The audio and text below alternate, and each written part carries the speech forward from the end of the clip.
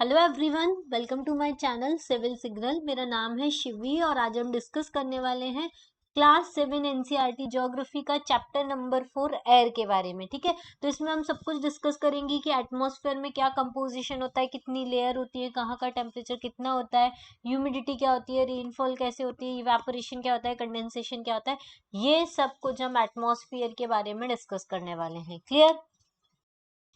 Okay, तो start करते हैं कि जैसे कि आपको पता है एयर मतलब हमारा अर्थ जो है वो पूरा का पूरा एक एयर के ब्लैंकेट से सराउंडेड है, जिसको हम क्या बोलते हैं, एटमॉस्फेयर बोलते हैं। सारे लिविंग बीइंग्स जितने भी अर्थ पे रहते हैं वो अपने सर्वाइवल के लिए किसके ऊपर डिपेंडेंट है, एटमॉस्फेयर के ऊपर डिपेंडेंट है। अब एटमॉस्फेयर क्या करता है, हमको एयर प्रोवाइड करता है जिसको हम ब्रीथ कर सकते हैं। दूसरा, ये हमको हार्मफुल इफेक्ट जो होते हैं सन रेज के, उनसे इफेक्ट करता है, यूवी लाइट से प्रोटेक्ट करने का काम करता है। विदाउट इस ब्लैंकेट ऑफ प्रोटेक्शन के हम लोग अलाइव नहीं रह सकते। हम लोग, अगर ये प्रोटेक्शन नहीं होता तो हम बेक्ड हो जाते सन की हीट में और फ्रोजन हो जाते नाइट टाइम में। तो इसलिए हमारे लिए जो एयर ब्लैंकेट है वो बहुत ही यूजफुल है हमारे सर्वाइवल के लिए। So it is the mass of the air that he made the temperature on the earth liveable. तो एयर की वजह से ही जो अर्थ के ऊपर जो टेम्परेचर होता है वो लिवेबल है, मतलब उस कंडीशन में हम रह सकते हैं। दूसरा, आपको बहुत इंपॉर्टेंट चीज बताती हूँ कार्बन डाइऑक्साइड के बारे में। कार्बन डाइऑक्साइड जो गैस होती है वो क्या इफेक्ट प्रोड्यूस करती है, ग्रीन हाउस इफेक्ट प्रोड्यूस करती है। ग्रीन हाउस इफेक्ट मतलब क्या करती है, हीट को ट्रैप करके रख लेती है। जो हीट अर्थ के द्वारा रेडिएट होती है उसके वजह से जो एटमॉस्फेयर होता है वो गर्म बना रहता है। इसको हम ग्रीन हाउस गैस, इसलिए हम कार्बन डाइऑक्साइड जो गैस होती है उसको ग्रीन हाउस गैस बोलते हैं। और बिना इसके अर्थ के ऊपर सर्वाइवल पॉसिबल नहीं है, क्योंकि ये जो है वो हीट को ट्रैप करके रखती है। इस वजह से अर्थ जो है वो कोल्ड नहीं होती है, फ्रोजन नहीं होती है नाइट टाइम पे। नाइट टाइम में भी अर्थ का जो टेम्परेचर होता है वो मेंटेन रहता है। लेकिन क्या हुआ है, अर्थ में एटमॉस्फेयर में ये जो कार्बन डाइऑक्साइड है वो इंक्रीज हो गई है फैक्ट्री स्मोक की वजह से, कार फ्यूम्स की वजह से, जिसके वजह से अर्थ का टेम्परेचर जो होता है वो ज्यादा इंक्रीज हो रहा है, जिसको हम क्या बोलते हैं, ग्लोबल वार्मिंग बोलते हैं। और जब ये टेम्परेचर ज्यादा इंक्रीज होता है इसके वजह से स्नो जो होती है वो मेल्ट होने लगी है। जो coldest part of the world है वहां पे स्नो मेल्ट होने लगी है। इसकी वजह से सी लेवल राइज होने लगा है। सी लेवल राइज होता है तो फ्लडिंग होने लगती है कोस्टल एरिया में। ठीक है, ये सारे रीजन है जिसके वजह से कोस्टल एरिया डैमेज होता है। तो क्लाइमेटिक कंडीशन चेंज हो रही है in place leading to the extinction. और ये जो क्लाइमेटिक कंडीशन चेंज हो रही है उसकी वजह से बहुत सारे प्लांट्स और एनिमल्स का जो है लॉन्ग रन में एक्सटिंक्शन हो जाएगा वेदर कंडीशंस के चेंज होने की वजह से। ठीक है, इस वजह से कार्बन डाइऑक्साइड हार्मफुल होती जा रही है, अदरवाइज ये बहुत यूजफुल है अर्थ के टेम्परेचर को मेंटेन करने में। क्लियर?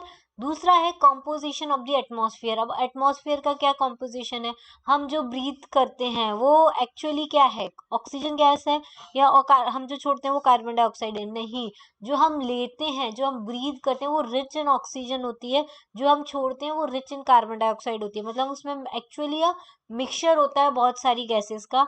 नाइट्रोजन और ऑक्सीजन ये जो दो गैसेस हैं जो बल्क ऑफ एटमॉस्फेयर में प्रेजेंट होती है, मतलब अधिकतर एटमॉस्फेयर का जो पार्ट है वो नाइट्रोजन और ऑक्सीजन का बना हुआ है। नाइट्रोजन कितनी है एटमॉस्फेयर में, 78% है।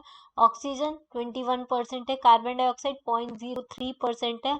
अर्गोन 0.93% है और अदर्स जो है 0.04% है। क्लियर?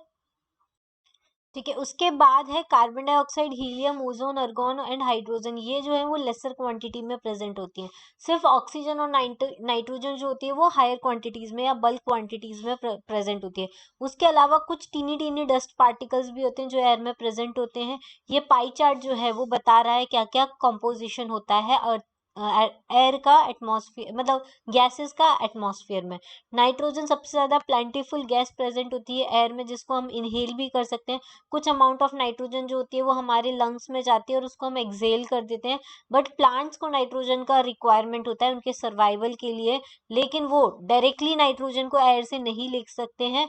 प्लांट्स के अंदर एक बैक्टीरिया पाया जाता है जो सॉइल में या उसकी रूट्स में रहता है कुछ प्लांट के अंदर। वो क्या करते हैं, वो नाइट्रोजन को लेते हैं एयर से और उसको प्लांट इस ऐसे फॉर्म में चेंज कर देते हैं जिससे प्लांट्स उनको यूज कर सके। फिर नेक्स्ट है ऑक्सीजन। ऑक्सीजन जो है वो सेकंड मोस्ट प्लेंटीफुल गैस है जो एयर में पाई जाती है।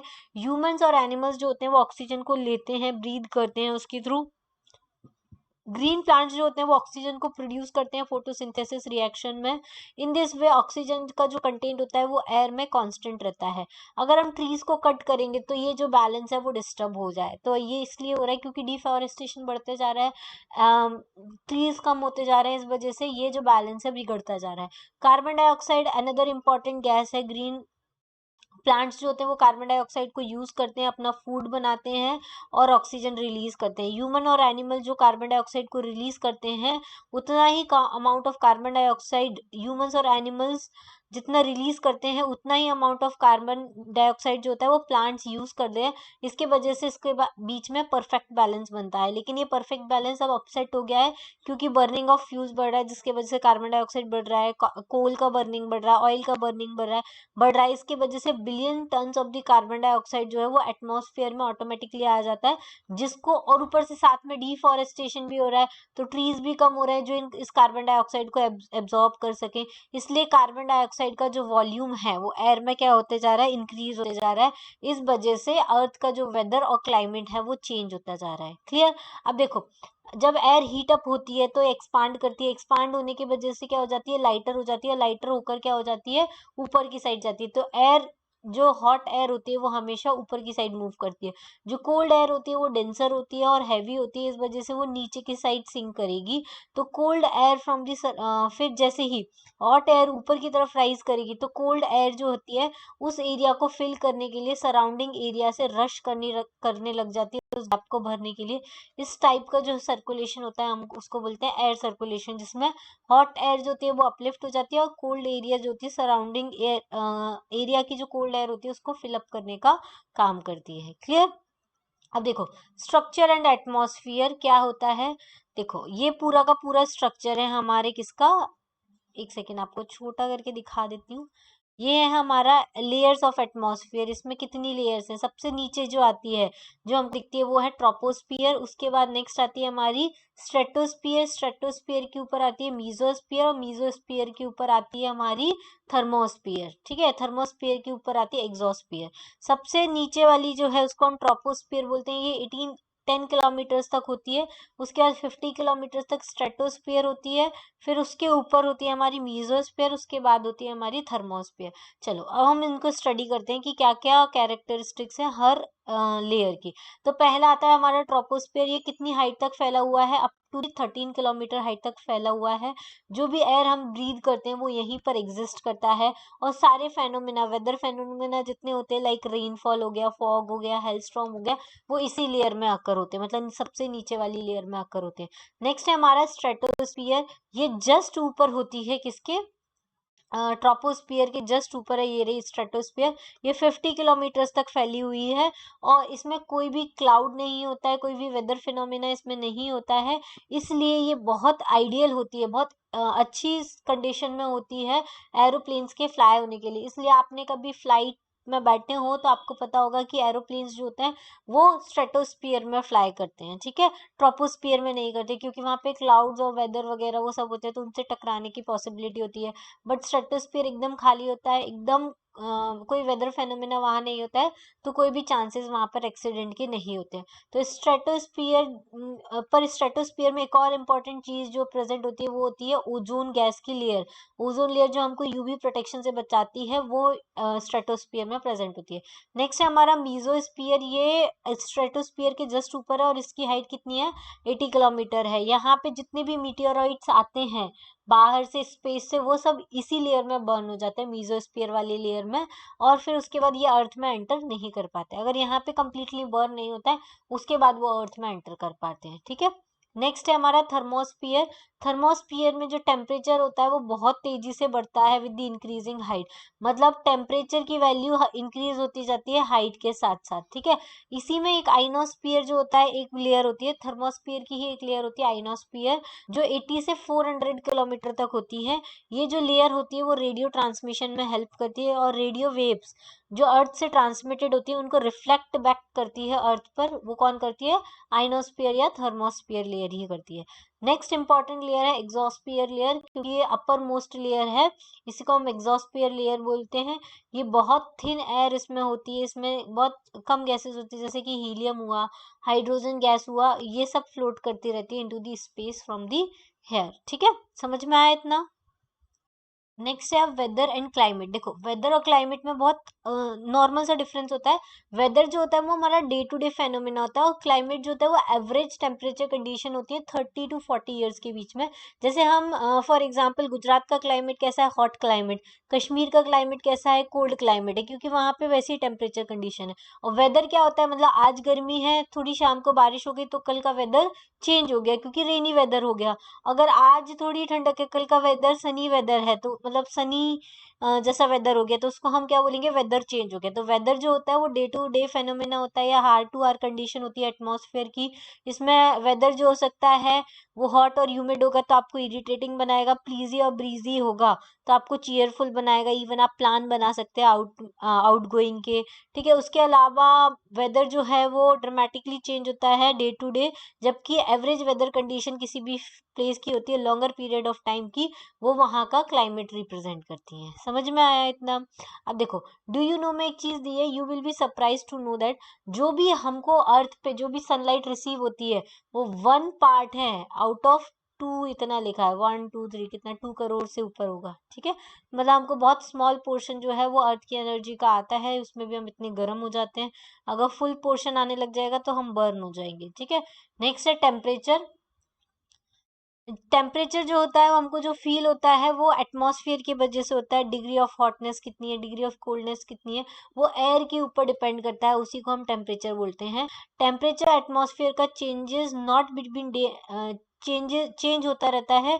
डे और नाइट के बीच में भी टेम्परेचर चेंज होता है, और सीजन टू सीजन भी चेंज होता है। समर में जो टेम्परेचर होता है वो हॉटर रहता है then as compare to the winter. An important factor क्या है जो इन्फ्लुएंस करता है, वो है distribution of temperature is insolation. Insolation मतलब डिस्ट्रीब्यूशन ऑफ टेम्परेचर, इंसोलेशन मतलब कितना इनकमिंग सोलर एनर्जी जो है वो अर्थ पर आ रही है। अमाउंट ऑफ इंसोलेशन डिक्रीज होता है, सबसे ज्यादा हीट जो आती है वो अर्थ की इक्वेटर पे आती है, फिर इक्वेटर से हम पोल की तरफ जाते हैं तो वैसे ही टेम्परेचर क्या होता है, डिक्रीज होता जाता है। और पोल पर तो इतना डिक्रीज हो जाता है कि वहां पर स्नो आपको देखने को मिलेगी, या कोल्ड सीजन ही आपको देखने को मिलेगा। ठीक है, इसलिए पोल्स जो होते हैं वो कवर्ड होते हैं with the snow. Earth temperature rises too high, it would become too warm for the some crops to grow. Earth का टेम्परेचर बहुत ज्यादा बढ़ जाता है, बहुत गर्म होता है कहीं कहीं पे, जहाँ पे कुछ क्रॉप्स भी ग्रो नहीं होती है। सिटीज का टेम्परेचर हमेशा हायर रहता है विलेज के कंपैरिजन में। जो कॉन्क्रीट्स और मेटल्स की बिल्डिंग्स होती हैं और एसफाल्ट की जो रोड्स बनी होती हैं वो हीट अप हो जाती हैं डे टाइम में, और नाइट टाइम में फिर ये क्या करती है, हीट रिलीज करती है। तो आपने देखा होगा सिटीज वाले एरिया में जहाँ पे बिल्डिंग होती है आसपास में, वहाँ गर्म, वहाँ वो हीट रेडिएट करती रहती है। वहीं अगर आप किसी थोड़े से फॉरेस्ट वाले एरिया से निकलोगे, या थोड़े से ट्रीज लगे वहां से निकलोगे, तो वहां आप वो आपको कूलिंग इफेक्ट देते हैं। ठीक है, तो ये सारी चीजें होती हैं। क्राउडेड हाई राइज बिल्डिंग जो होती है सिटीज की, वो वार्म एयर को ट्रैप कर देती है, इसके वजह से सिटीज का टेम्परेचर जो होता है वो बढ़ जाता है। टेम्परेचर को किस में मेजर किया जाता है, डिग्री सेल्सियस में मेजर किया जाता है, क्योंकि इसको इन्वेंट किया था एंड्रिस सेल्सियस ने। On the Celsius scale freezing temperature जो होता है वाटर का वो 0 डिग्री होता है, और बॉयल कितने पर होता है, 100 डिग्री सेंटीग्रेड पर होता है। क्लियर?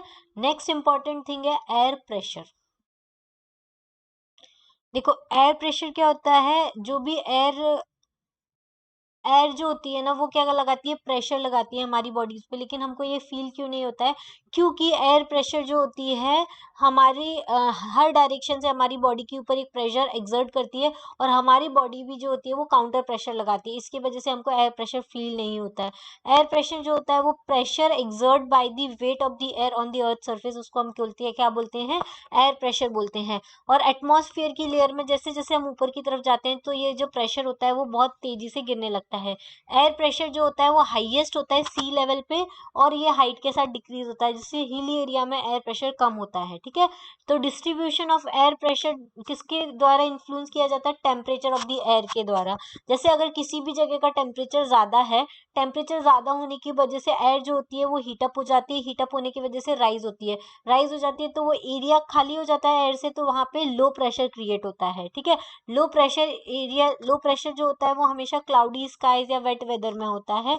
इसके अपोजिट होता है लोअर टेम्परेचर में, जहाँ पे ऐसे एरिया जहाँ पे टेम्परेचर कम है तो वहाँ पे एयर कैसी होगी, ठंडी होगी। ठंडी हवा कैसी होती है, हैवी होती है। हैवी होने की वजह से एयर नीचे की तरफ सिंक करेगी तो ज्यादा प्रेशर लगाएगी, तो वहाँ पे हाई प्रेशर एरिया बनेगा। ठीक है, तो जस्ट अपोजिट रिलेशन हो गया टेम्परेचर और प्रेशर के बीच में। तो हाई प्रेशर एरिया जो होते हैं वो क्लियर और सनी स्काईज में आपको देखने को मिलते हैं। एयर हमेशा हाई प्रेशर से लो प्रेशर एरिया की तरफ मूव करती है। अब विंड में क्या होता है, जो एयर होती है, मूविंग एयर को ही हम विंड कहते हैं। जो हाई प्रेशर से लो प्रेशर की एरिया की तरफ जो एयर मूव करती है उसको हम विंड कहते हैं। विंड को आप देख सकते हो, जैसे कि विंड जो होती है वो ड्राई लीव्स को ब्लो करके ले जाती है या फिर अपरूट कर देती है ट्रीज ड्यूरिंग द स्टॉर्म। तो विंड जो होती है वो जेंटल भी हो सकती है और इवन स्मोक और फाइन डस्ट को भी ब्लो करके ले जाती है। विंड जो होती है वो स्ट्रॉन्गर भी हो सकती है, और इवन जब विंड स्ट्रांग होती है तो आपको डिफिकल्ट होता है वॉक करना भी। ठीक है, तो आप ये सारी, you must have experience, is not easy to hold. आप मतलब अम्ब्रेला भी होल्ड नहीं कर सकते हो विंडी डे में। तो कुछ एग्जांपल देख लेते हैं। जब स्ट्रॉन्ग विंड्स क्रिएट होती हैं तो कब क्रिएट होती हैं, स्ट्रॉन्ग विंड्स जो क्रिएट होती है वो प्रॉब्लम्स भी क्रिएट करती हैं। अब तीन तरह की मेन विंड्स होती हैं जो अर्थ पे पाई जाती हैं। एक तो होती है परमानेंट विंड्स, जिसको हम ट्रेड विंड्स भी बोलते हैं या वेस्टर्लीज भी बोलते हैं, ईस्टर्लीज भी बोलती हैं। ये हमेशा परमानेंटली इसी टाइप से ब्लो करती रहती है थ्रू आउट द ईयर और पर्टिकुलर डायरेक्शन में। जो ईस्टर्लीज होती है वो ईस्ट डायरेक्शन से मूव करती हैं, जो वेस्टर्लीज होती है वो वेस्ट डायरेक्शन से मूव करती हैं। ठीक है, इनको हम ट्रेड विंड्स बोलते हैं या परमानेंट विंड्स बोलते हैं। नेक्स्ट होती है सीजनल विंड्स, जैसे कि मॉनसूनल विंड्स, जो अलग अलग सीजन के अकॉर्डिंग अपनी डायरेक्शन चेंज करती हैं। जैसे कि मॉनसून इंडिया में आता है, ये एक सीजनल विंड्स है। फिर होती है लोकल विंड, जो particular period of the day और पीरियड ऑफ ईयर में प्रेजेंट रहती है, उनको हम क्या बोलते हैं, लोकल विंड्स बोलते हैं। जैसे कि लैंड ब्रीजेज या सी ब्रीजेज, या लोकल विंड होती है नॉर्थ प्लेन्स ऑफ इंडिया में, जिसको हम क्या बोलते हैं, लू बोलते हैं। फिर साइक्लोन क्या होता है, देखो साइक्लोन अधिकतर आपको ईस्टर्न सी कोस्ट पर इंडिया में देखने को मिलेगा। बे ऑफ बंगाल में ये बनता है। 17 और 18 अक्टूबर 1919 में आया था। 5 डिस्ट्रिक्ट ऑफ द स्टेट को हिट किया था। सुपर साइक्लोन जो था वो 29 अक्टूबर 1919 में आया था। ठीक है, इसके वजह से बहुत ज्यादा डिवेस्टेशन हुआ था। इसकी रेन बहुत तेज था और टाइडल सर्ज भी बहुत तेज था। विंड की वेलोसिटी भी तेज थी। विंड की वेलोसिटी यहाँ पे 260 किलोमीटर पर आवर थी, जो 36 आवर तक रही थी, जिसकी वजह से हाई वेलोसिटी की वजह से सारी की सारी ट्रीज उखड़ गए थे, कच्चे हाउस जो थे वो गिर गए थे, रूफ जो थे वो पूरे शेड हो गए थे, इंडस्ट्रियल शेड्स उड़ गए थे, ये सारी चीज। फिर हैवी रेनफॉल होता रहा कंटिन्यूअसली। इवन टाइडल वेव्स इतनी तेज थी कि कोस्टल एरिया को डैमेज कर दिया, पैडी क्रॉप्स को डैमेज कर दिया, ये सारा कुछ हुआ। ठीक है, साइक्लोन्स जो होता है वो एक डिप्रेशन क्रिएट हुआ था गल्फ ऑफ थाईलैंड में। फिर ये गल्फ ऑफ थाईलैंड कहाँ आता है, east of the port Blair में आता है 25 अक्टूबर को, और इंडिया पहुंचते पहुंचते 29 अक्टूबर को ये हिट किया था। तो इसने भुवनेश्वर, कटक को और 28 कोस्टल टाउन्स थे उन सबको हिट किया। इसको हम क्या बोलते हैं, इसको हम साइक्लोन बोलते हैं। अब मॉइस्चर क्या होता है, देखो जब वाटर इवेपोरेट्स होता है from the land and different water bodies, it becomes the water vapour.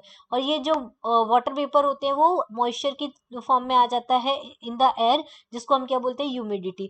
अगर एयर में फुल ऑफ वाटर वेपर्स होते हैं तो उसको हम ह्यूमिड डे बोलते हैं, और एयर जो होती है वो वार्मर हो जाती है और इसकी कैपेसिटी जो होती है होल्ड करने की वाटर वेपर की इंक्रीज हो जाती है। सो इसकी वजह से ये और ज्यादा ह्यूमिड होती जाती है। मतलब जितनी गर्म एयर होती है उसकी उतनी ज्यादा कैपेसिटी होती है मॉइस्चर को होल्ड करने के लिए। इसलिए ह्यूमिड डे में आप क्लोथ्स को इजीली ड्राई नहीं कर सकते और इवन आपकी बॉडी से स्वेट नहीं जाता। इसकी वजह से क्या होता है, अनकंफर्टेबल फील होता है। जब वाटर वेपर राइज होती है और ऊपर हाइट पर जाती है तो वो कूल डाउन होना स्टार्ट हो जाती है, क्योंकि टेम्परेचर डाउन होने लगता है। तो वाटर वेपर कंडेंस हो जाती है और क्या फॉर्म कर लेती है, ड्रॉपलेट्स ऑफ वाटर फॉर्म कर लेती है।